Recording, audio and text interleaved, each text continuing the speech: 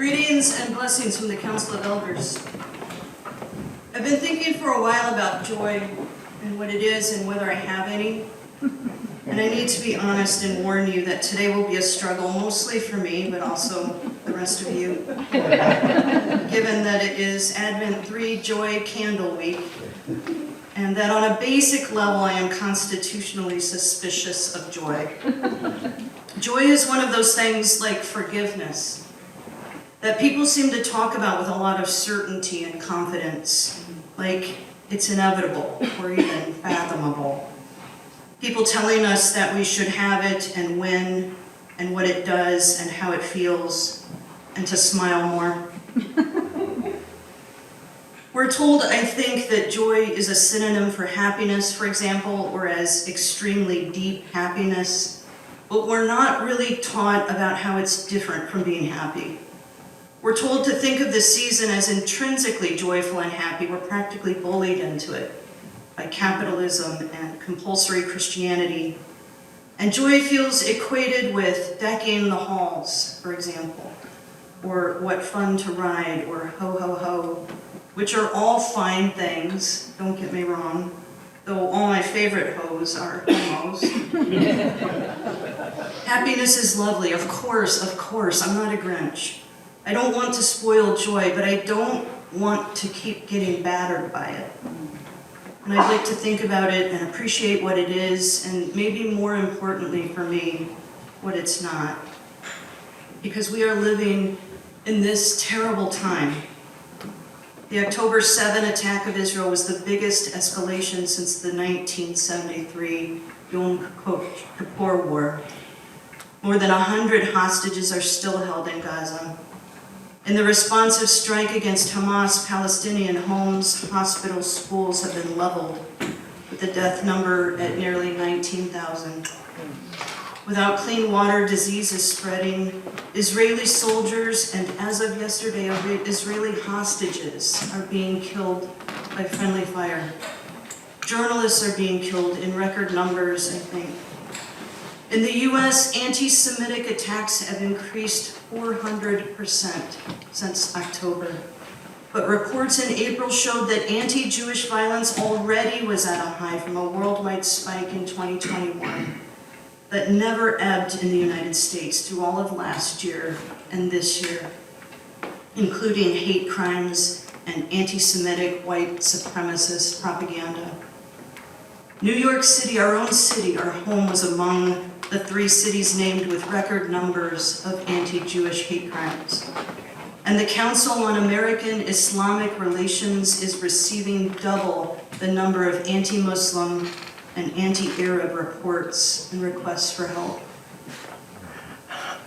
And then there's the Movement Advancement Project, which has mapped that 45% of queers and genderqueers live in the 28 states with low or negative state policy tallies. People are going after transhumans like we are a threat to democracy. But we're just doing regular stuff mostly, occasionally using public restrooms, sometimes, but actually pretty rarely, trying to play some sports, every once in a while hoping to postpone puberty in completely safe and reversible ways.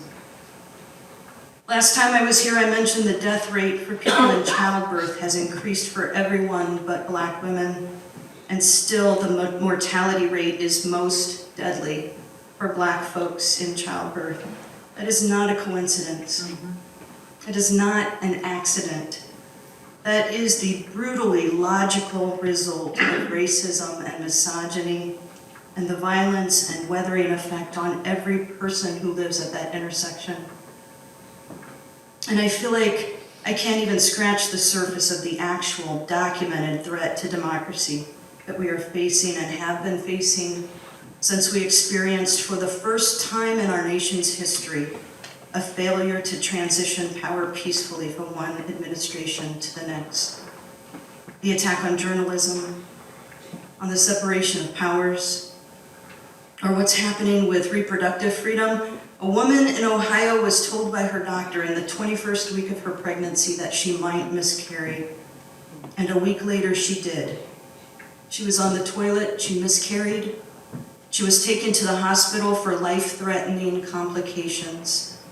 And a police went back to her home, cracked the toilet base to retrieve the fetus, and charged her with desecration of a corpse. This doesn't seem joyful. It seems counter-joyful, at odds with joy. It seems anti-joy. But I don't think it's inappropriate to attend to these violences and inequities and to name them today on Joy Sunday. I feel like if folks don't know these things are happening, we need to know. And it maybe is of concern that we don't. And I don't think it actually is anti-joy or anti-Christmas to hold them and feel deeply their grief and their anger. But I also struggle to feel joy when I read the news and listen to the news, except for John Lovett, my dudes. If you are struggling to stay connected to what's happening because it feels like too much, too bad, too draining, may I please just ask/urge you to check out Love It or Leave It, which is part of the Crooked Media family and is cousins to Pod Save America and Hysteria. It's a bunch of former Obama White House staff and other people younger than me, smarter than me, taking on the real mess that we're in with a filter that helps me, at least, to still be able to move and act and laugh and feel. There may be a tie-in here to the Isaiah text, which also describes oppressed and brokenhearted people and captives. This text describes the return of exiles coming home to a country that's been ransacked, a wasted temple, a conquered and subjugated nation. And it talks about moving and feeling and acting. In the same lines and in the same breath that the writer names prisoners and mourning, it also speaks of bringing good news, binding up the broken and proclaiming liberty. Of course it's possible to remain connected with joy in times such as this, and while sitting with and naming injustices. Of course it is. But is it though?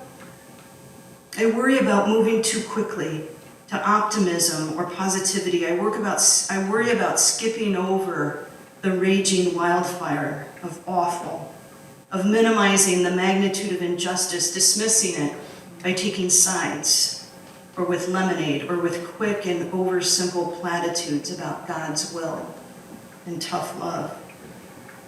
I worry about compartmentalization and dissociation. It's more or less our nature, maybe, to want to squirm out of sitting with feelings of sadness and frustration. We are definitely not encouraged or taught how to express a full and complex emotional experience that includes a range of sadness and grief and rage and fear, and also a nice selection from the Joy family, something that is joy or akin to joy. There's a winter hymn, an Advent hymn, my favorite, that illustrates this, called In the Bleak Midwinter, from a Christina Rossetti poem. In the bleak midwinter, frosty wind made moan. Earth stood hard as iron, water like a stone. Snow had fallen, snow on snow, snow on snow. In the bleak midwinter, long, long ago. It's describing a winter reality much like earlier cultural constructs of this season before our current claymation-based marketing strategy. Advent used to be winter Lent. It used to be just as staid and self-denying and bleak as any other Lent, and maybe more so, because it was in the season of darkening and coldening rather than in spring. People would fast and pray and repent, and Lutherans would sing especially tuneless hymns more than usual. This hymn is brilliantly reflective of the reality of its setting. In these early lyrics, and in the key of G major, it is cold and distant and still warm and intimate. Only his mother in her maiden bliss worshipped the beloved with a kiss. What can I give him? Give him my heart. It is bleak and iron gray and iron hard, and also gently and softly joyful. These scriptures and these hymns are clues, I think, to ways to recognize the pull and the power of joy, even in hard, awful times. That it is not always a victory march, that it can be a cold and broken hallelujah. Knowing that possibility and complexity, I think, can make it possible to be more present for our neighbors and comrades who are struggling. Knowing that grief doesn't have to undermine joy can make it possible, perhaps, to attend to the folks who are feeling estranged from community and care, folks who are grieving loss or reliving loneliness, while so many others are demonstrably happy, acting like it's the most wonderful time of the year and vomiting bows and glitter. I wonder even if this is exactly why the liturgical powers that be placed Gaudete this late in Advent, in the week closest to the darkest day, not because joy makes the most sense, but because it makes the least. Not as a mandate or a compulsion, but maybe they and Isaiah and Rossetti and many others are encouraging us to look for and maintain joy as a practice, as a discipline. Some of the low-hanging fruit when it comes to joy is children. The liturgists and lots of people associate joy with children or childlikeness or childlike wonder. Gaudete.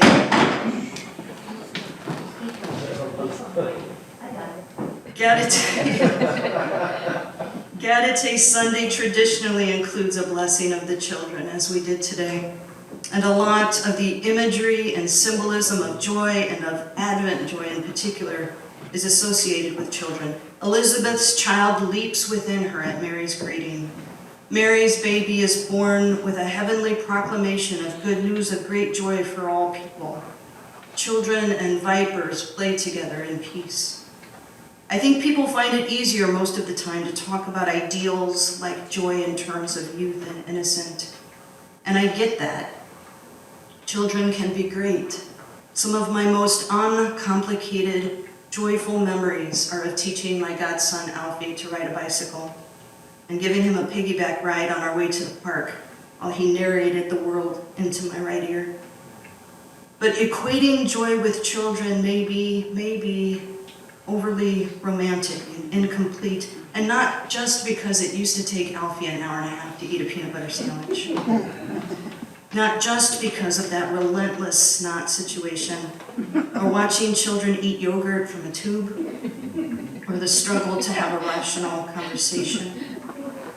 And only partly because of how awful it can feel to be treated as though our families without children are not real families, or that the emotional harm of medical and athletic and legal exclusions to grown trans folk, or violence to whole black adults isn't worth caring about or organizing around.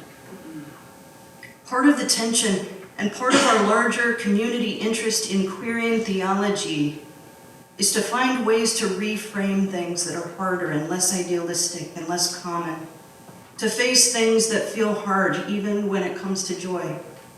It seems important and necessary to connect children to struggle, and important to relate our grown-up, imperfect lives to joyfulness and wholeness.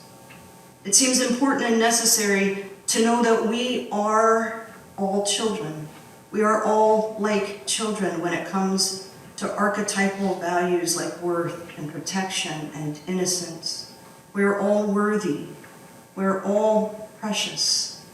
We are, Sarah McLachlan says, and I think she's solid on this, we are all still innocent. Adia.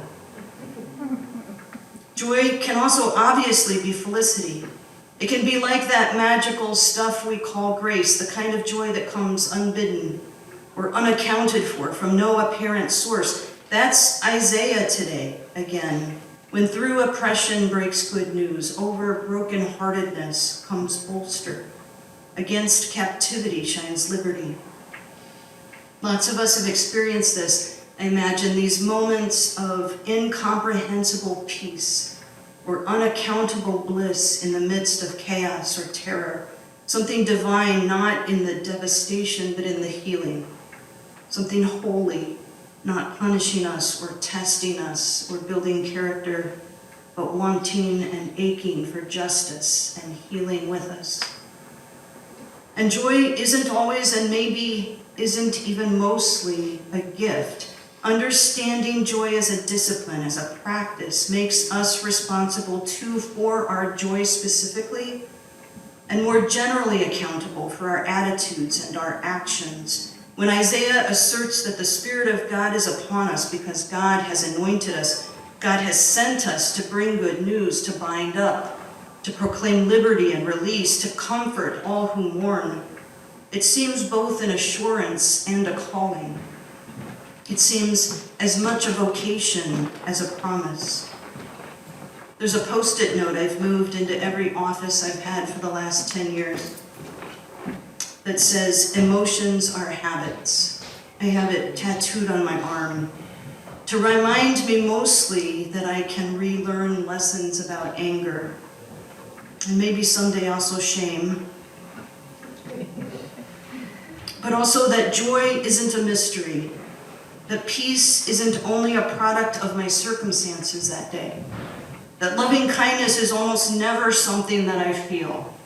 I'm joking, but also not necessarily joking. You know, emotions come at us and surprise us, but not only. We don't have to be, and I don't think we must be. I think we mustn't be at their mercy. We can cultivate them. And at the risk of sounding like I'm telling anyone what to do, we probably should cultivate them. If we wait around until we actually feel like loving people, if we depend entirely on feeling peace or joy or patience or gentleness or self-control, I don't know. These are awful times now. And throughout our whole lifetimes, things are deeply jacked.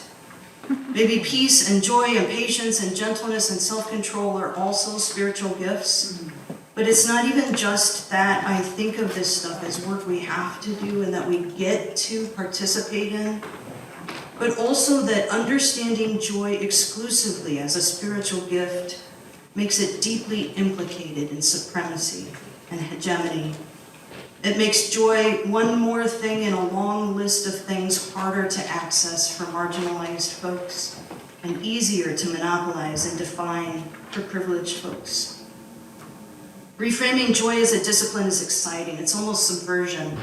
It's another way to tear down dominant empire, participate in setting and resetting value, creating new heavens and new earths, where good and nonviolent ways and eternal values set the tone, and where we name and create and broaden the definitions of peace and joy and patience and gentleness and self-control for ourselves and for each other. Cultivating a practice of joyfulness transcends circumstances, bad and good. It allows us to experience and share joy in the midst of all of life, to reject pleasure as the sole determinant of when and where we will find peace and joy and contentment. Long live pleasure, baby, please. Nobody's doing away with pleasure. But rejecting pleasure as the force that dictates our actions and emotions. That's revolutionary. Imagine practicing a discipline that locates our own joy in other people's well-being. Both sympathetic joy, celebrating good things that happen to others, and also the kind of joy being described by Isaiah, if we can characterize this as joy, a joy that is instigated by distributive justice and social activism. The Buddhist teacher Sharon Salzberg talks about something very similar when she says that the way to happiness is through kindness. I first learned the loving kindness meditation from Salzberg, and then from it I started beginning to try to practice becoming someone who can more often maybe extend warmth and feel connection to more people, including those I feel indifferent toward, including those I feel alienated from, those I am actively in conflict with. And what I feel when I try to practice mindfulness, the equanimity I experience more often, the presence and connection and the patience and the trust that I feel more strongly, more often, is so much of what I understand to be joy. A joy that isn't circumstantial or conditional. And it's when I feel unskillful, when I feel more anxious and angry, overwhelmed and helpless, when I experience those feelings more strongly, more often, it's then that I self-consciously, intentionally seek out and reinvest in mindfulness. Look, I'm not telling all of you what to do or anything, but Tai Chi first saved my life and then helped me to live it more fully. So, do what you want. Don't learn Tai Chi and have a better life. I'm not the boss of you. This is subversive love, as resistance, as joy. Jesus said it about turning the other cheek. He said, love your enemies, love those who hate you and revile you. Jesus said, love extravagantly, like it rains, ridiculously, willy-nilly, on the good and the bad alike. And I think joy is exactly like that. An internal practice, a discipline free of what good or horrifying things are happening around us. It does help us to experience joy even when the world is on fire. But maybe more importantly, maybe most importantly, it keeps us from glossing over pain and injustice. It allows us to experience a kind of joy that still attends to and engages with and feels deeply about a world that is on fire. And it salves and it feeds us to hope for and to make change. Peace.